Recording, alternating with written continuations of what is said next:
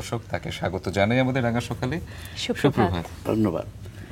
কেমন আছেন? ভালো। আচ্ছা, এমনি সকালে ওঠার অভ্যেস রয়েছে স্যার? আমি সকালে ঠিক এই সময় উঠি, তবে সাধারণত আরেকটু পরে আমার দিন শুরু হয়। আমার দিন 8:30 9টার দিকে শুরু হয়, আজকে একটু আগে শুরু হয়েছে। আচ্ছা, রাঙা সকালের শুরুতে দিনটা একটু আগে শুরু হলো। তাহলে স্যার, যেহেতু আজকে একটু আগের দিন শুরু হয়েছে, আমরা একটু আগের দিকে চলে যেতে চাই। শৈশবের গল্প কি স্যার একটু শুনবো আপনার মুখে? কোথায় জন্মেছেন, বড় হয়েছেন?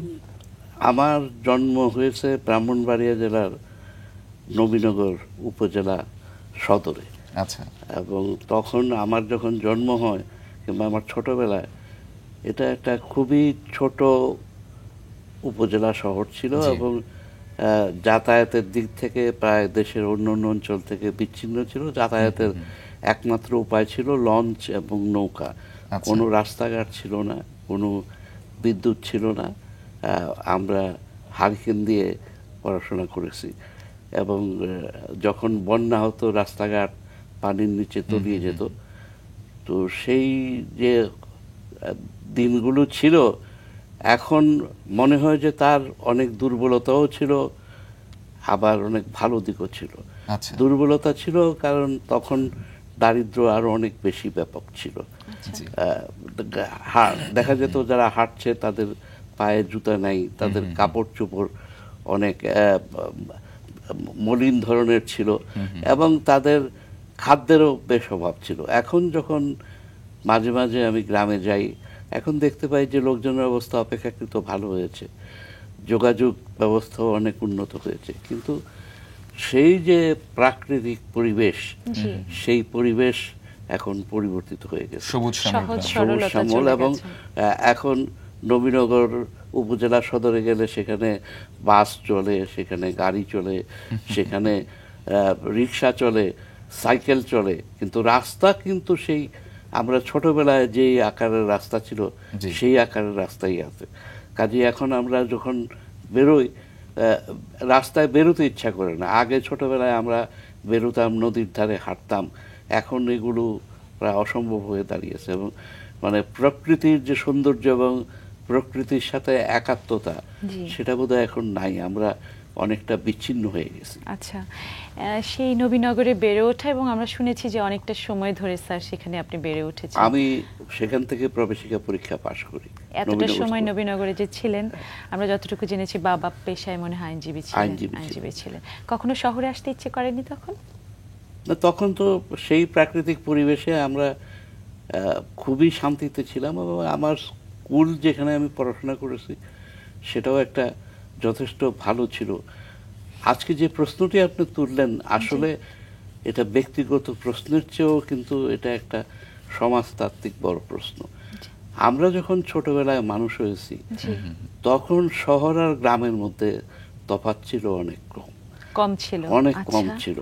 কারণ ঢাকা শহরেও পৌর সুযোগ সুবিধা এবং অন্যান্য সুযোগ সুবিধা অনেক কম ছিল।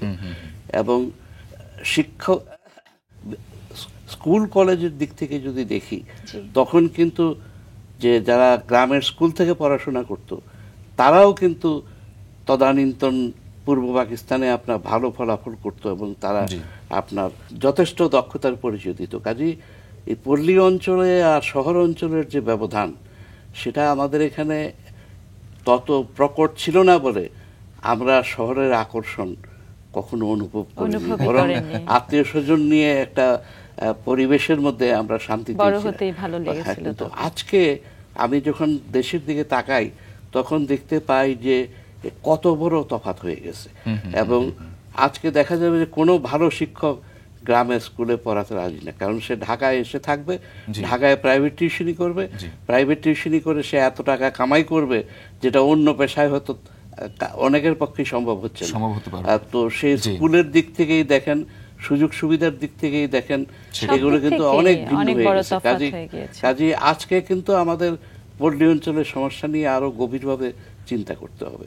কারণ দেশের মানুষের সিংহভাগ এখানে থাকে, অথচ শহর আর গ্রামের মধ্যে তফাৎ আসলে অনেক বড় পেশাগত একটা বিষয় জীবনের হয়ে চাপটা গেছে। মানুষের অথচ- জীবনটাকে বদলে দিয়েছে, সেই ছাপ পড়েছে শিক্ষকদের জীবনেও।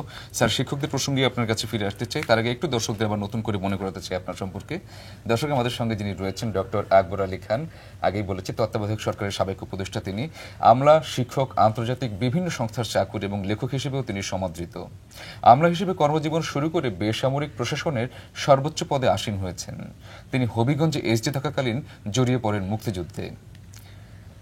মুজিবনগর সরকারে ছিলেন সক্রিয়। স্বাধীন দেশে বঙ্গবন্ধু সরকারও অল্প কিছুদিন কাজ করেছেন তিনি। এরপর যোগ দেন জাহাঙ্গীরনগর বিশ্ববিদ্যালয়ের শিক্ষকতায়।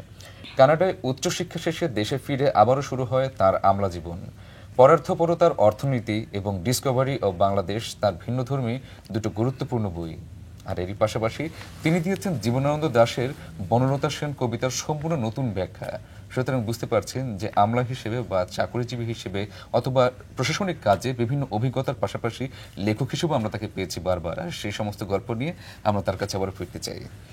স্যার, বলছিলাম যে শিক্ষকদের প্রসঙ্গে আপনার কাছে ফিরে আসবো। শিক্ষকরা তো জাতিকে নির্মাণ করেন, ছাত্রদের গড়ে দেন, তারা দেশকে গড়ে নিয়ে যায়।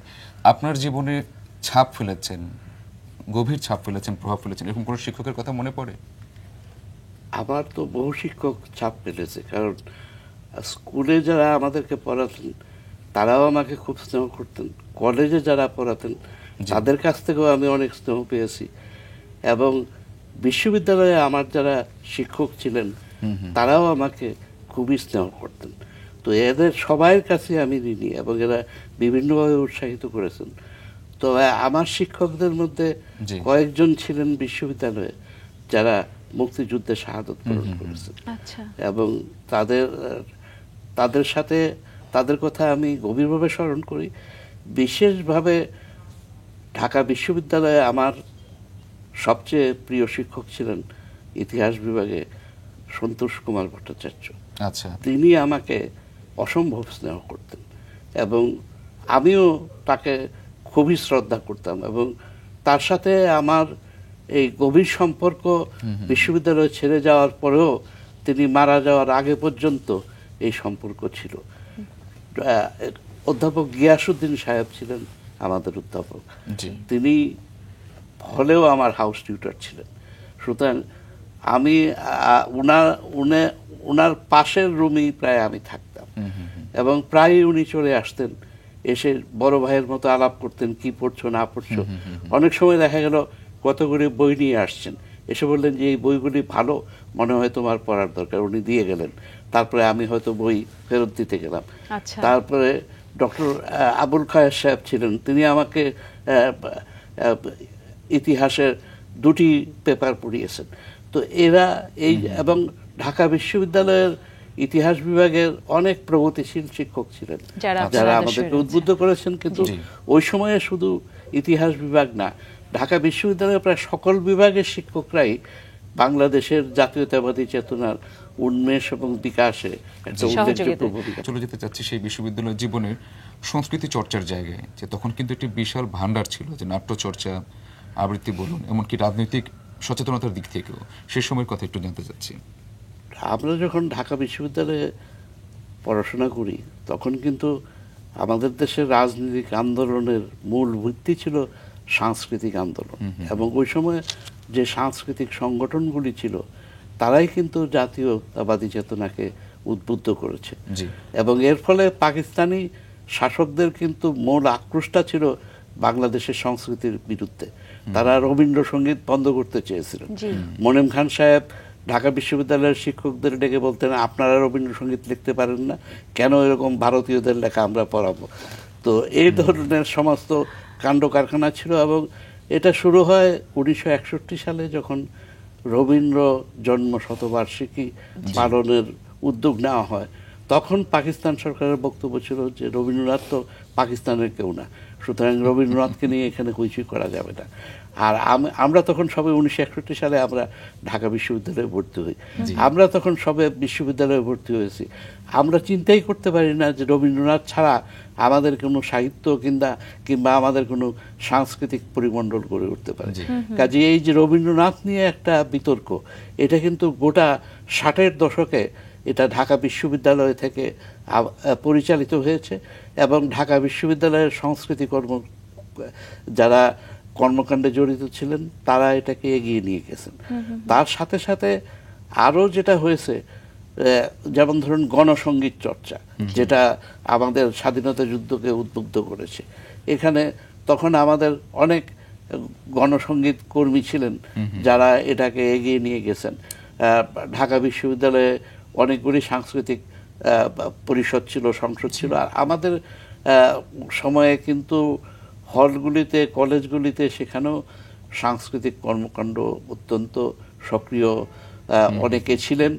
আমার মনে হয় যে এটা এখন অনেক কমে গেছে এবং এই যে সাংস্কৃতিক যে আন্দোলন, এটাই কিন্তু আমাদের মুক্তি সংগ্রামের একটা বড় ভিত্তি। জি, আচ্ছা, মুক্তিযুদ্ধের বিষয়টা নিয়ে যেহেতু কথা উঠে এসেছে, একটু মুক্তিযুদ্ধ সম্পর্কে আরেকবার জানতে চাই। সেটি হলো যে আমরা শুনেছি যে সেই মুক্তিযুদ্ধকালীন সময়ে আপনার একটি বিরাট, আমরা সেটাই। আর বড় ব্যাপার হলো যে মুক্তিযুদ্ধ আসলে এক একজনের কাছে এক একভাবে ধরা দিয়েছে, কিন্তু কারো কারো ব্যাপারে শুনলে আমাদের কাছে এখনো আগ্রহের জায়গা তৈরি হয় যে আপনাদের কাছে মুক্তিযুদ্ধ কি করে এসেছিল, কিভাবে ধরা দিয়েছে।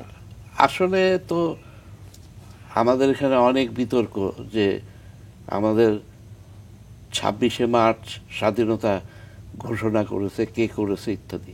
আমি তো সেই বিতর্কের কোনো অবকাশ দেখি না। বাংলাদেশের আমরা তো 26শে মার্চের আগেই কার্যত স্বাধীন হয়ে যাই। 7ই মার্চের ভাষণের পর এবং তারও আগে থেকে যখন আওয়ামী লীগ অসহযোগ আন্দোলন পরিচালনা শুরু করে, তখন থেকে আমরা যারা প্রশাসনে ছিলাম তারা তো সেই আন্দোলনের সাথে একত্র হয়ে যাই এবং একত্র হয়ে যাওয়ার পরে 7ই মার্চে হয়তো আমরা বাংলাদেশের স্বাধীনতা ঘোষিত হয়নি, কিন্তু 7ই মার্চের পর থেকে যে প্রশাসন ছিল সেই প্রশাসন তো পাকিস্তান সরকারের মর্জি মাফিক চলেনি। সেটা তো জনসাধারণের ইচ্ছা অনুসারে বঙ্গবন্ধুর নির্দেশে পরিচালিত হয়েছে। তো সেই সেই 7ই মার্চ কিংবা তারও আগে থেকে আমরা এর সাথে মানে জড়িয়ে পড়ি। এটা কনসাস ডিসিশনের ব্যাপার ছিল না, আমরা এই প্রক্রিয়ার মধ্যে চলে আসি এবং চলে আসার পরে এটা 26শে মার্চের পরে এটা আরো বড় আকার ধারণ করে। এবং তখন আমি যে মহকুমায় প্রশাসক ছিলাম সেখানে সৌভাগ্যবশত কোনো পাকিস্তানি সৈন্য ছিল না, কারণ পাকিস্তানি সৈন্য ছিল সিলেটে আর ব্রাহ্মণবাড়িয়াতে। তো ওইসব জায়গায় প্রতিরোধ হওয়াতে আমরা আরো মাসখানেক সময় সেখানে মুক্ত এলাকা হিসাবে পরিচালনা করতে হয়েছে এবং সেটা করতে গিয়ে আমাকে সেনাবাহিনীর জন্য অস্ত্র সরবরাহ করতে হয়েছে, সেনাবাহিনীর জন্য খাদ্য সরবরাহ করতে হয়েছে এবং আমাদের এখানে যে টাকা ছিল, আমরা যখন বুঝতে পারলাম যে শেষ পর্যন্ত আমরা টিকে থাকতে পারবো না, তখন আমাদের যে ট্রেজারির টাকা ছিল সেই 3 কোটি টাকা আমরা আগরতলায় হস্তান্তর করি এবং এইরকমভাবে বিভিন্ন জায়গা থেকে কিন্তু গোটা পূর্ব পাকিস্তানে তৎকালীন প্রায় 30 কোটি টাকার মতো বাংলাদেশ সরকারের তহবিলে জমা হয়েছিল। তো ওগুলি পাকিস্তানি মুদ্রা ছিল এবং এই পাকিস্তানি মুদ্রা আমরা সবটা কিন্তু ভারতীয় মুদ্রায় কনভার্ট করতে পারিনি, কারণ এটা কনভার্ট করার প্রসেস ছিল পাকিস্তানি মুদ্রা কাবুলে নিয়ে যাওয়া হতো, কাবুলে সেখানে আপনার ওগুলিকে ভারতীয় মুদ্রায় রূপান্তর করে নিয়ে আসা হতো।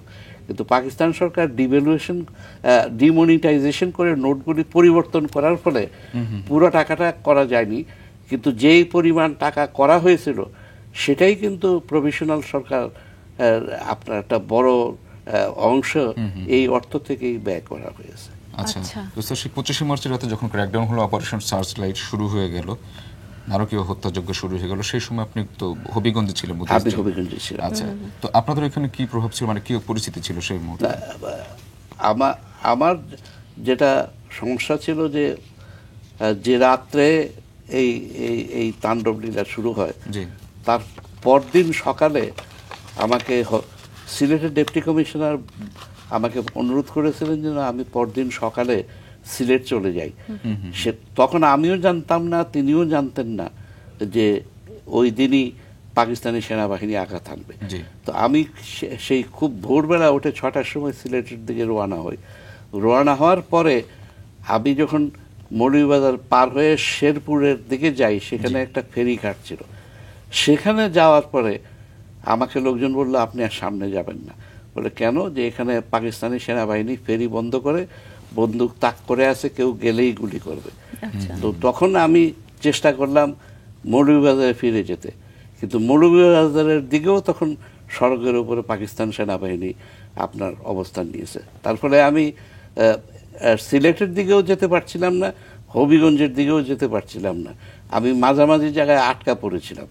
তারপরে খোঁজখবর নিয়ে গ্রামের সড়ক দিয়ে ভিতর দিয়ে গিয়ে নবীগঞ্জ হয়ে আমার হবিগঞ্জে ফিরতে ফিরতে প্রায় সন্ধ্যা হয়ে যায়, এবং যখন সন্ধ্যায় আমি ফিরে যাই তখন আমাকে বঙ্গবন্ধুর নামে একটি টেলিগ্রাম দেখানো হয়, যেখানে তিনি বলেছেন যে এরকমভাবে আমাদেরকে আক্রমণ করা হয়েছে, তোমরা প্রতিরোধ করো, এবং আমরা স্বাধীনতা ঘোষণা করলাম।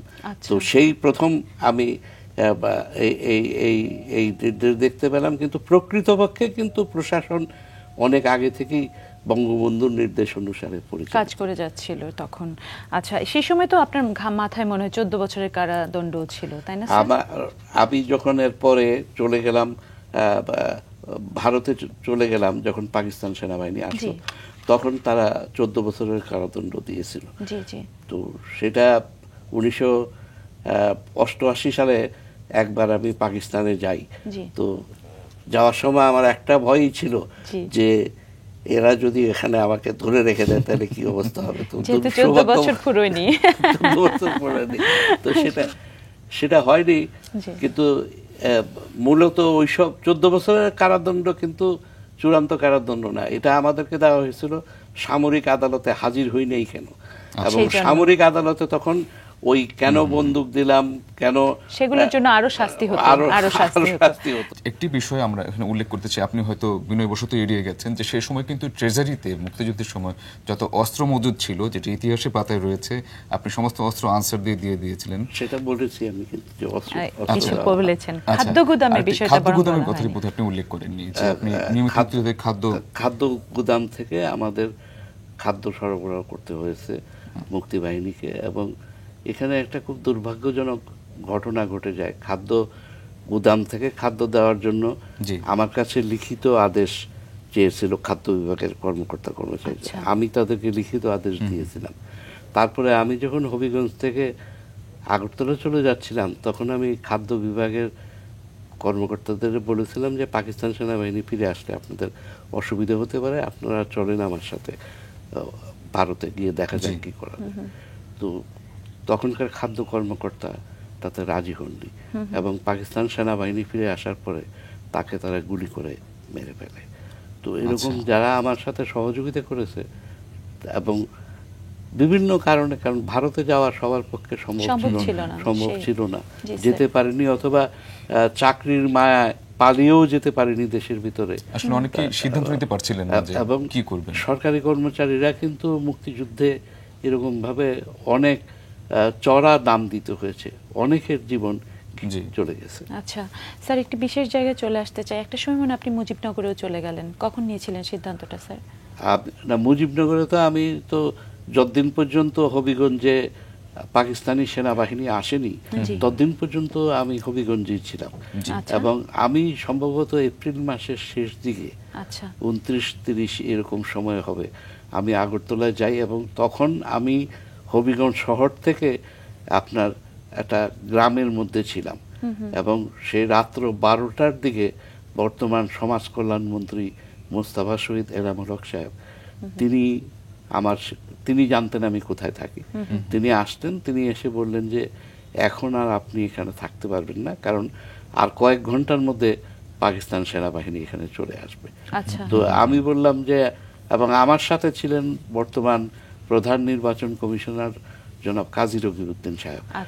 তো আমরা বললাম যে আমরা তো ভারতে কাউকে চিনি না, আমরা এই রাত্র 12টার সময় ভারতে গিয়ে কোথায় থাকবো। তো মোস্তফা শহীদ সাহেব আমাকে বললেন যে আমি চিনি, আমার জিপের পেছনে আপনারা আসেন। ওনার জিপের পেছনে গেলাম, উনি আমাদেরকে ভারতে ঢুকে একটা রাত্রে, তখন 2টা-3টা বাজে, একটা চা বাগানে নিয়ে গেলেন, এবং সেই চা বাগানে এত বেশি উদ্বাস্ত যে কোনো থাকার জায়গা ছিল না। তো ওই যে পাহারাদারের যে ঘরটা, সেই ঘরটার মধ্যে একটা চৌকিতে আমাদেরকে থাকতে দেওয়া হয়।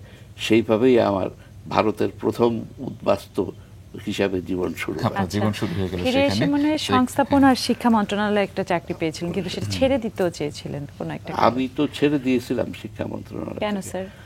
আমি ভেবেছিলাম যে আমি গবেষণা এবং শিক্ষায় আমি বাকি জীবন অতিবাহিত করব, কিন্তু সেটা সম্ভব হয়নি বঙ্গবন্ধুর জন্য। বঙ্গবন্ধু আমার পদত্যাগ পত্র গ্রহণ করতে রাজি হননি, এবং তিনি বললেন যে তুমি পড়াতে চাও বিশ্ববিদ্যালয়ে পড়াও গিয়ে, গবেষণা করো গিয়ে, এবং তোমাকে ফিরে আসতে হবে। এবং কিছুদিন আগে আমার একজন সুহৃদ বঙ্গবন্ধুর নিজের হাতের লেখা যে আদেশটি আছে সেটার একটা ফটোকপি আমাকে দিয়েছে। আচ্ছা, তো সেখানে তিনি লিখেছেন যে দেশ গড়ার কাজে তার বিশেষ ভূমিকা আছে, তাকে 3 বছরের মধ্যে ফিরে আসতে হবে। তিনি চেয়েছিলেন যে আমাকে 3 বছরের মধ্যে আমি যেন আবার সরকারে ফিরে আসি। তারপর তো আমি চলে গেলাম, আর যখন ফিরে এলাম তখন আর বঙ্গবন্ধু নেই। উনি অসম্ভব তখন আর সচেতন নেই, একজন সেটাই। মানুষ ছিলেন এবং প্রত্যেককে আলাদাভাবে মনে রাখতেন এবং প্রত্যেককে উদ্বুদ্ধ করতেন কিন্তু দেশের কাজ করার জন্য। স্যার, একটু আসতে চাই আরও একজন মানুষের প্রসঙ্গে, যিনি আমাদের এই স্বাধীনতা কেড়ে দেওয়ার ক্ষেত্রে বিশেষ ভূমিকা রেখেছেন, তাজউদ্দিন আহমেদ। আপনি একজন কনিষ্ঠ প্রশাসনিক অফিসার হিসেবে তার সময় কাজ করেছেন, কাছাকাছি ছিলেন। এতদিন পর ফিরে যখন আবার পেছন দিকে তাকান, আপনার কাছে কি মনে হয় সেই সময়ের পর্যালোচনা কিভাবে করবেন? তাজউদ্দিন আহমদ সম্বন্ধে আমাদের মূল্যায়ন খুবই উঁচু, কারণ আমরা যারা মুজিবনগর সরকারে কাজ করেছি জি। আমরা জানি যে কি প্রতিবন্ধকতার মধ্যে কিভাবে তিনি মুক্তি সংগ্রামকে পরিচালনা করেছেন। শুধু যে রাজনৈতিক সঠিক সিদ্ধান্ত কিংবা দ্রুত সিদ্ধান্ত তা না, তিনি কিন্তু ব্যক্তিগত জীবনকে উৎসর্গ করে দিয়েছিলেন এই মুক্তিযুদ্ধের জন্য। তিনি কলকাতাতে অফিসের একটা ছোট্ট কামরার মধ্যে থাকতেন, নিজের কাপড় নিজে ধুতেন, এবং সেই অফিসের মধ্যেই তিনি 24 ঘন্টা থাকতেন। এবং তিনি পরিবারের সাথে, মানে অন্য যারা মন্ত্রী ছিলেন তারা কিন্তু পরিবারের সাথে তাদের বাড়িতে থাকতেন, তিনি কখনো বাড়িতে যাননি। তিনি 24 ঘন্টা এই অফিসের মধ্যে কাজ করেছেন, এবং তার সাথে কাজ করা মানে একটা বিরাট সৌভাগ্যের ব্যাপার, এবং তিনি সবাইকে অনুপ্রাণিত করেছেন। তার উপস্থিতি ছাড়া আমি 1971 সালের মুক্তিযুদ্ধ কল্পনা করতে পারি না। তিনি আর বাংলাদেশের 71 সালের মুক্তি সংগ্রাম আমাদের জন্য প্রায় সমার্থবোধক হয়ে গেছে। শব্দ। স্যার, একটু শুনি যে মুক্তিযুদ্ধ এবং স্বাধীনতা সবগুলোই আপনাদের একদম উপস্থিতি দিয়ে আমাদের হাতে তুলে দিলেন। তার পরবর্তীতে যেটা হয় যে স্বাধীন দেশে কিন্তু কিছু প্রারম্ভিক কাজ থাকে, তাও আপনারা হাতে তুলে নিলেন। আপনার কাছে যথেষ্ট সুযোগ ছিল, কিন্তু খুব অবাক হলেও সত্যি যে আমরা দেখলাম যে আপনি শিক্ষকতায় চলে গেলেন। কেন স্যার? শিক্ষকতার তো কোনো বিকল্প নেই, এবং আমি মনে করি যে শিক্ষকতা হলো সবচেয়ে নোবেল প্রফেশন। আর আমি ব্যক্তিগতভাবে যেটা পছন্দ করি সেটা হলো লেখালেখি, চিন্তা ভাবনা করা। তো আমলাতান্ত্রিক কাজে কিন্তু তার অবকাশ অনেক কম, এবং সেই জন্য শিক্ষকতা আমাকে সবসময় প্রচণ্ডভাবে আকর্ষণ করেছে। আমি কিন্তু এখনো পড়াচ্ছি, এবং এখনো সপ্তাহে আমি ক্লাসরুমে প্রায় 18 ঘন্টা পড়াই। তো এবং ওর বাইরেও আমি অন্য জায়গায় পড়াই। আমার পড়াতে ভালো লাগে, আমার পড়তে ভালো লাগে। আচ্ছা স্যার, আমরা দেখেছি যে আপনার পেশাগত জীবন চোখ বুলিয়ে দেখেছি যে আপনি বিভিন্ন সময় যেমন আন্তর্জাতিক অনেক প্রতিষ্ঠানে কাজ করেছেন। সেটা আমরা যদি ধরি যে ওয়ার্ল্ড ব্যাংক কিংবা IMF, সবগুলোতেই আমরা কখনো দেখেছি কাজ করিনি।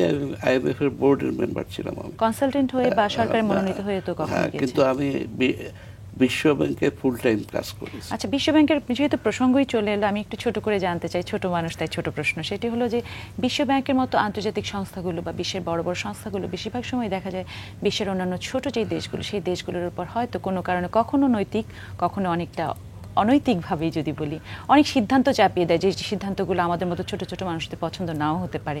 এই বিষয়ে আপনার মতামত কি আপনার কাছে জানতে চাইছি, কারণ আপনি খুব স্পষ্টভাবে কথা বলেন। আমি আপনাকে সেই কথাই বলবো যেটা বিশ্ব ব্যাংকে আমার বিদায় সম্বর্ধনায় বিশ্বব্যাংকের বোর্ডকে আমি যেটা বলেছি সেটাই আপনাকে বলবো। আচ্ছা।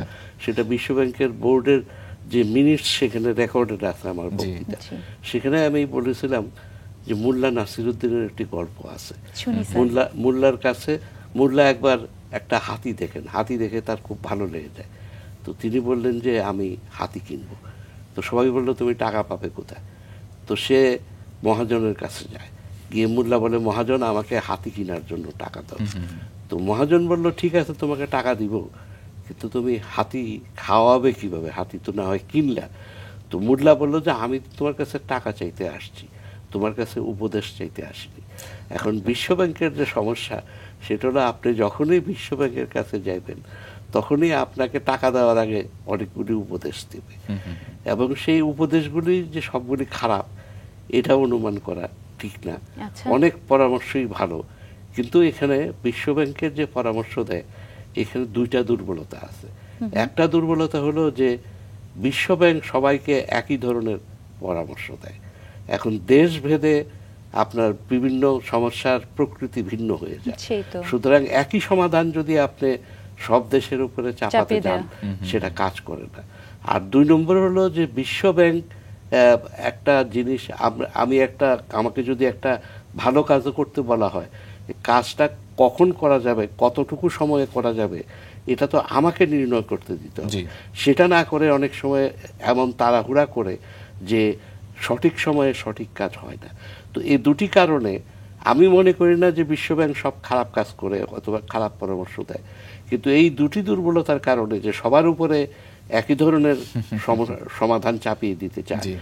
আর যে সমস্যার সমাধানের জন্য যে বিভিন্ন ক্ষেত্রে বিভিন্ন রকম স্ট্র্যাটেজি ফলো করা দরকার, বিভিন্ন রকম কর্মসূচি সময়সূচি হওয়া উচিত, এই সময়সূচি সম্বন্ধেও তারা সংবেদনশীল না, এবং এর ফলেই তাদের এত বদনাম হচ্ছে। এবং এই কথাগুলি আমি আপনাকে যেটা বলছি এটা কিন্তু বিশ্বব্যাংকে আমার যে বিদায় সম্বর্ধনা দেওয়া হয়েছিল বোর্ডে, আমি এই কথাগুলি সেখানে বলেছি। চমৎকার। স্যার এত সুন্দর করে কথা বলেন, আমরা এই পর্যায়ে চলে আসতে চাই যে যিনি এত চমৎকার কথা বলেন তিনি চমৎকার লিখেন, অসম্ভব সব সুন্দর লেখা আমরা পত্রিকাতে আপনার হাত থেকে পাই। আপনার দুটি বই রয়েছে, সেই বই বিষয়ে একটু আলাপ করতে চাই। যে একটি হচ্ছে পরার্থপরতার অর্থনীতি, আরেকটি হচ্ছে ডিসকভারি অফ বাংলাদেশ। তো এই দুটি বই একটু ভিন্ন ধরনের বই, আপনি নিজেই একটু বলুন। ডিসকভারি অফ বাংলাদেশ বইয়ে যেটা লেখা হয়েছে সেটা হলো বাংলাদেশের ইতিহাসের, সামগ্রিক ইতিহাসের আমি একটি ভিন্ন ব্যাখ্যা দিই, এবং সেই ভিন্ন ব্যাখ্যার এখানে বিস্তারিত বর্ণনা শক্ত, তবে একটি সূত্র সেখানে আমি প্রতিষ্ঠা করার চেষ্টা করেছি, সেটা হলো যে ভারতের অন্যান্য অঞ্চলে ইসলামের প্রসার সীমিত ছিল, অথচ এই পূর্ব বাংলার গ্রামগুলিতে এত বেশি লোক কিভাবে মুসলমান হয়েছে। সেটা সম্বন্ধে আমার যেটা ব্যাখ্যা সেটা হলো যে বাংলাদেশের যে গ্রামের কাঠামো সেটা ভারতের অন্যান্য অঞ্চলের গ্রামের কাঠামোর থেকে অত্যন্ত দুর্বল, এবং সেই জন্য এখানে ব্যক্তি স্বাতন্ত্র্য প্রবল ছিল, এবং এই জন্য এখানে মানুষের পক্ষে অন্য ধর্ম গ্রহণ করা সম্ভব হয়েছে। শুধু যে ইসলাম ধর্ম গ্রহণ করেছে তা না, এখানে যারা হিন্দু আছে তারাও কিন্তু বিভিন্ন রকম তন্ত্রে বিশ্বাস করে যেগুলি মূল ধর্মের সাথে সঙ্গতিপূর্ণ না। এটা সম্ভব হয়েছে কারণ এখানে মানুষ অনেক বেশি স্বাধীন এবং স্বতন্ত্র বোধ রয়েছে। তো এটা বিস্তারিত ব্যাখ্যা করতে অনেক সময় লাগবে। আর পরার্থপরতার অর্থনীতিতে আমি মূলত যেটা করেছি সেটা হলো যে অর্থনৈতিক দৃষ্টিকোণ থেকে আমরা বিষয়গুলিকে না দেখে অনেক সময় আবেগের দৃষ্টিকোণ থেকে সমস্যার সমাধান করার চেষ্টা করি। এখন আমাদের যেটা হওয়া উচিত সেটা হলো আমাদের যুক্তি দিয়ে কাজ করতে হবে। যদি আমরা আবেগ দিয়ে কাজ করতে যাই তাহলে সমস্যার সমাধানের চেয়ে সমস্যাকে আরো অনেক প্রকট করে তুলব। একটু আগে যেটি বলছিলেন যে বিদেশ সংবর্ধনার সেই গল্পটির কথা, তার সাথে মনে হচ্ছে পরার্থপরতার রাজনীতির একটা যোগাযোগ আছে। স্যার একটু আমরা আসতে চাই জীবনানন্দ দাশের বনলতা সেনকে ঘিরে আপনার কাছে, যে আপনি এটাও তো এখন এত বড় প্রসঙ্গ যে এটা আপনার ভালোভাবে আলোচনা করা এই মুহূর্তে শক্ত, কারণ আমি একটা বই প্রকাশ করেছি অন্ধকারের উৎস হতে, সেখানে প্রায় আমি 80 পৃষ্ঠার একটা প্রবন্ধ শুধু বনলতা সেন কবিতাটার উপর লিখেছি। আমি এখানে অল্প কথায় বলতে গেলে 2-3টি বিষয় বলবো। একটি বিষয় হলো যে আমার ধারণা যে জীবনানন্দ দাশকে আমরা ভালোভাবে বোঝার চেষ্টা করিনি, কারণ তিনি অত্যন্ত ইন্ট্রোস্পেক্টিভ লোক ছিলেন, নিজে নিজে চিন্তা করেছেন। এখন জি। তার কবিতা বুঝতে হলে পরে তার মতো ভাবে যদি আমরা চিন্তা না করি তাহলে সেই কিন্তু কবিতা সেটাকে বুঝতে কোনো পারবো মিল না। পাবো এবং না, সেটাই। সেটারই উদাহরণ দিতে গিয়ে আমি বর্ণলতা সেন কবিতাটি তুলে ধরেছিলাম। চমৎকার। এখানে প্রথম বিষয় হলো, অনেকে মনে করে যখন বলা হয় 1000 বছর ধরে আমি পথ হাঁটিতেছি, এটা সাধারণ ব্যাখ্যা হলো যে প্রেমিকার সন্ধানে প্রেমিক 1000 বছর ধরে ঘুরতেছে, অনেক দিনের সাধনার পরে সে প্রেমিকার দেখা পেয়েছে। এই ব্যাখ্যাটা কিন্তু অত্যন্ত ভুল। ভুল এই কারণে যে একটু পরেই কবি বলতেছে যে 1000 বছর ধরে পথ হেঁটে আমি এক ক্লান্ত প্রাণ। প্রেমের পথে যারা চলে তারা তাদের কখনো কিন্তু কোনোদিন ক্লান্তি আসতে হতে পারে পারে না। কখনোই আসতে পারে না। এবং দ্বিতীয়ত বলতেছে যে আমার জীবনের মধ্যে আপনার ইয়ে না, আমার জীবনটা বড় কথা না, চারিধারে জীবনের সমুদ্র অর্থাৎ আমার জীবনের বাইরে হলো সমস্ত ভাব। এখন এইখানে উনি যখন বলছেন আমি 1000 বছর ধরে পথ হাঁটিতেছি, এই পথ হলো জন্ম জন্মান্তরের পথ, এবং সেই জন্ম জন্মান্তরের পথে প্রতিবন্ধকতা হয়ে দাঁড়ায় বিভিন্ন ধরনের পাপ। এবং ওই বনলতা সেনের সাথে তিনি একটা অবৈধ সম্পর্ক কল্পনা করেছেন, এবং সেই যে পাপ, সেই পাপ মানুষকে কিভাবে পুণ্যের পথ থেকে নিয়ে যায় সেটাই। এবং শেষ পর্যন্ত কিন্তু তিনি বলছেন যে শেষ পর্যন্ত আপনার সেই অন্ধকারের মধ্যেই থেকে যায়, থাকে শুধু অন্ধকার, মুখোমুখি বসিবার বনলতা সেন। কিন্তু এর প্রত্যেকটি শব্দের অর্থ আছে, এগুলি উনি অনেক চিন্তা ভাবনা করে লিখেছেন, এবং সেগুলির ব্যাখ্যা করতে গেলে অনেক সময় লাগবে। আমরা আপনার বইটি থেকে সেটা জানার চেষ্টা করবো। স্যার, আপনাকে অসংখ্য ধন্যবাদ। একটি চমৎকার ঘন্টা পেয়েছি আপনার কাছ থেকে, ধন্যবাদ।